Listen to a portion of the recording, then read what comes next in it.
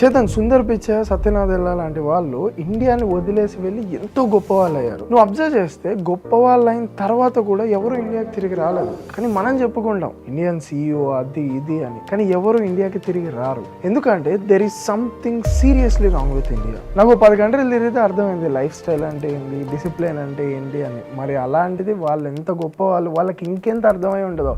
అసలు ఇండియాకి రావాలి అన్న థాట్ కూడా రావట్లేదు. మొన్న ఒక ఫారినర్ ఇండియాకి వచ్చి రైల్వే బాత్రూమ్ వీడియో తీసి పెడితే కామెంట్స్ లో ఇష్టం వచ్చినట్టు మాట్లాడారు. కుంభమేళాకి వెళ్లే ట్రైన్స్ డోర్స్ క్లోజ్ ఉన్నాయని చెప్పేసి వాటిని బద్దలు కొట్టి, విండోస్ బద్దలు కొట్టి, పబ్లిక్ ప్రాపర్టీ మొత్తాన్ని బద్దలు కొట్టారు. లోపల ప్యాసింజర్స్ కూడా ఉన్నారు. వేరే కంట్రీస్ లో రివర్స్ ఆర్ జస్ట్ రివర్స్ చాలా క్లీన్ ఉంటాయి. మన కంట్రీస్ లో రివర్స్ అంటే దేవతలు, గంగా, యమున, కావేరి ఇలా. అయినా మనం నీట్ గా ఉంచుకోము. రోడ్స్ మీద ఉచ్చబోయడం, స్వచ్ఛ భారత్ వచ్చినా కూడా ఆగలేదు. జస్ట్ నేను 4 to 5 చెప్పా. ఇలాంటివి వేల ప్రాబ్లమ్స్ ఉన్నాయి ఇండియాలో. చైతన్, మన ఇండియన్స్ అందరికీ ఒక బలమైన బాధ్యత ఉంది. అదేంటి అంటే వీఆర్ రిప్రజెంటింగ్ ఇండియా. మీరు ఒక ఫారినర్ తో మిస్బిహేవ్ చేసినా, లేదా మీరు ఇండియాలో మిస్బిహేవ్ చేసినా, చైతన్ చేసిండు, జై చేసిండు అన్నారు, ఇండియన్ చేసిండు అంటారు. నేను ప్రతి కంట్రీకి వెళ్ళి ప్రతి కొండ ఎక్కి మన ఇండియన్ జెండాని రిప్రజెంట్ చేస్తుంటే దాని రెస్పెక్ట్ పోయేటట్టు దయచేసి ఏది చేయకండి. మనందరం కూడా ఇండియాని రిప్రజెంట్ చేస్తున్నాం. సో కొంచెం ఒళ్ళు దగ్గర